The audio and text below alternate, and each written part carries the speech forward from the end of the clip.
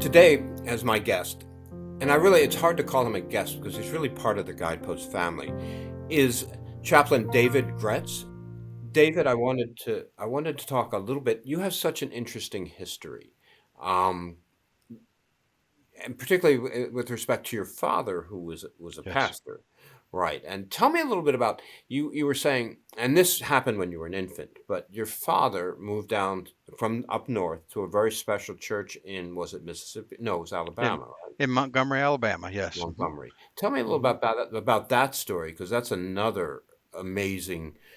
In this case, your family's escape from danger and violence. Several times. Several Yes. times that we should have not been. I should not even be here today, or any of my family. We should have all been killed many years ago. But Oh. my father was a Lutheran pastor, and right out of seminary, he Hmm. was called to a church in Montgomery, Alabama, and this was an all African American church, with the exception of our family. At the Hmm. time, there were not enough African American pastors within the Lutheran Church to provide an African American pastor. That was really what they were trying to do. Hmm. And so he was probably one of the first white men to join the NAACP in the 1940s, the late Wow, 1940s. that's And amazing. so when it came time, I think he told the folks there that's really where he wanted to consider going to an Hmm. African American church. And That and that was incredibly courageous, given the time that it was, mhm. and the divisions, and particularly the difference between North and South. Not that there wasn't segregation in both places, but it Right, was right. far more entrenched in the South and far more dangerous to challenge it.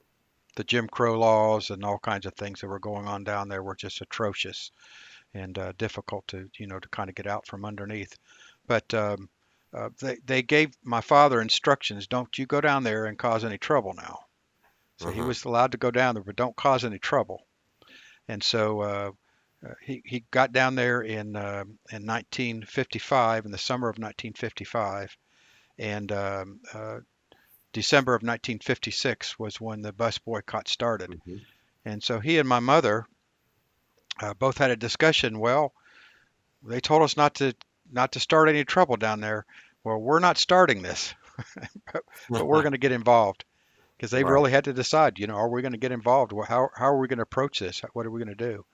And Dad not only was involved in the bus boycott, but he was on the committee that ran the boycott. He was their Wow. secretary, and Wow. so he was working with Dr. Abernathy and Dr. King and others that ran this boycott for that entire year.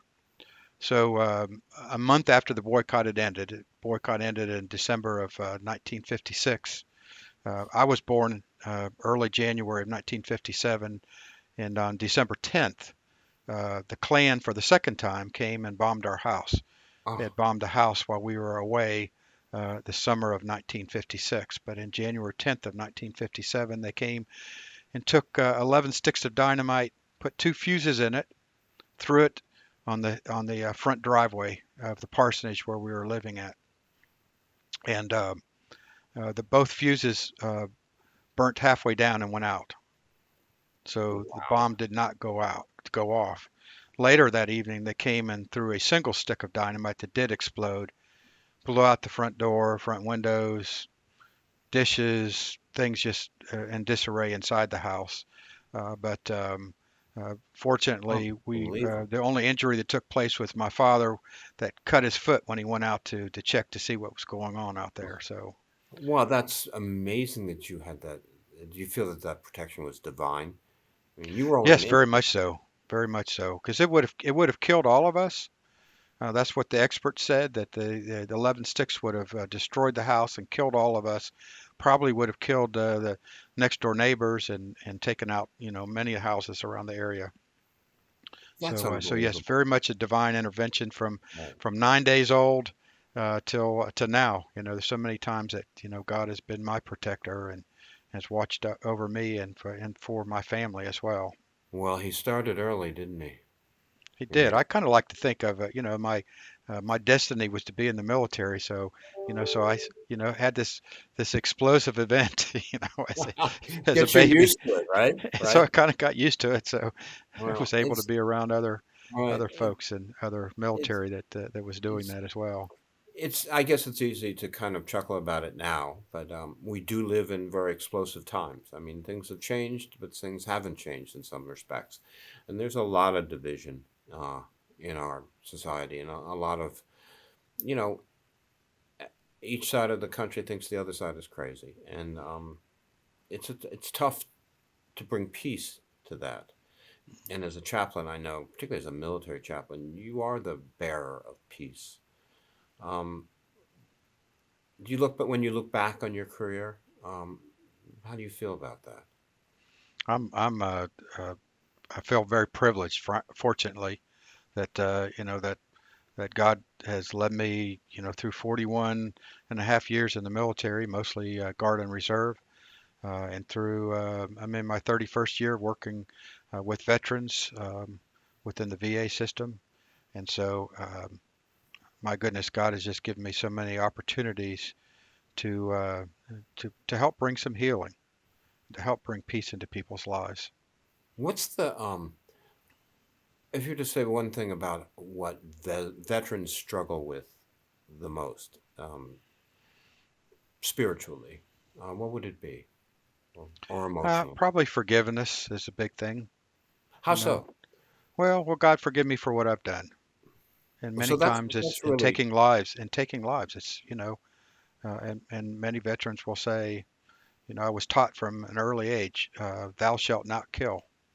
right, And yet that's what I went and did. right, and that's what you alluded to it earlier with the phrase moral injury. Yes. Could you talk a little bit more about moral injury? Well, moral injury is something that a person does that kind of goes against their own moral crust, what they're made of.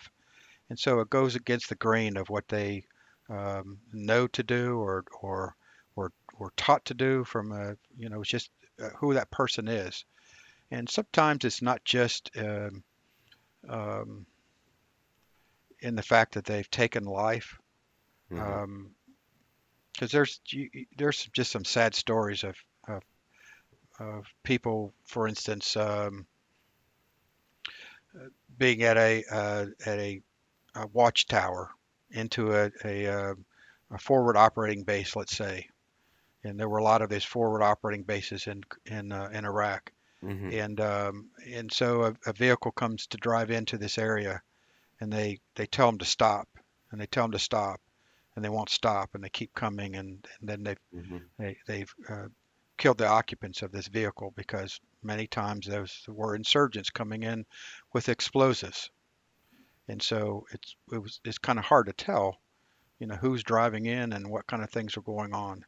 And so then come to find out it was a family, and Oh, they had a child inside that had that was injured, and they were trying to bring him in to get medical care or things of that sort. right. I Um, don't know that I so could ever get over something, having done something like that. However, the circumstances might have demanded it. I don't know what it would take to recover from that, from having done that. Um, I remember reading an interview with a soldier. I think Sebastian Junger did it in one of his books, where the soldier said the first time that he was in combat, that he pointed his gun and pulled his trigger at the enemy, he soiled himself. I don't know how to put it any other way. And that was how he reacted physically, with such revulsion to mhm. the notion of killing another human being, even the enemy that was trying to kill him. So yes, that's part of a moral injury, and sometimes forgiveness is a big part of that, of trying to get a veteran to that point, to Right, where they can forgive themselves for even doing what was they were perhaps even ordered to do. Sometimes moral injury is something that their command was doing things, or they were put in a situation where they just don't have any kind of confidence whatsoever in the command anymore, because maybe they just weren't um, uh, doing things in a moral kind of a way either. So they got right, caught up in that, right, and it's difficult sometimes not to obey the orders, even if they're unlawful orders. right. So it's or you're in a situation and you just do it out of out of reaction, and so later on get to think about it. And so it's that Monday morning quarterback where you kind of talk about what you could have done the day before. Well, Okay. when you get into combat situation, many things that you just do it. You're reacting. You don't have time to stop and think about it. You just have to kind of do what you're because you are, as you alluded to, it's sometimes it's you or them, Right. and so you're. Right. Mhm. Well, it's a fascinating subject, and I would think that our veterans, particularly some of the veterans of the older wars now who are aging out, are sort of our forgotten citizens in a way. So sometimes we'll even get World War II veterans who will tell us stories that they will say, "I've never told anybody this before," at the end of their lives because they're wanting to kind of get it off their conscience. Right. They want to be able to tell somebody, a religious person, that this is what went on and this is what they were involved with, just to seeking, even at the end, seeking to be forgiven for some things. And so that's a big part of what we do as chaplains is listening to people's stories and helping them to make some sense of it and to learn to forgive themselves and to learn to even to reach out and accept God's forgiveness of them too. Right. Our stories are our roadmap through life, but sometimes we get lost on that road. Um, it's so good to know that chaplains like you are there to help our veterans and all of us, really. So I wanted to thank you today for spending this time with Inspiration for Life, and wish you the very best. Thank Thank you, you very Dave. much.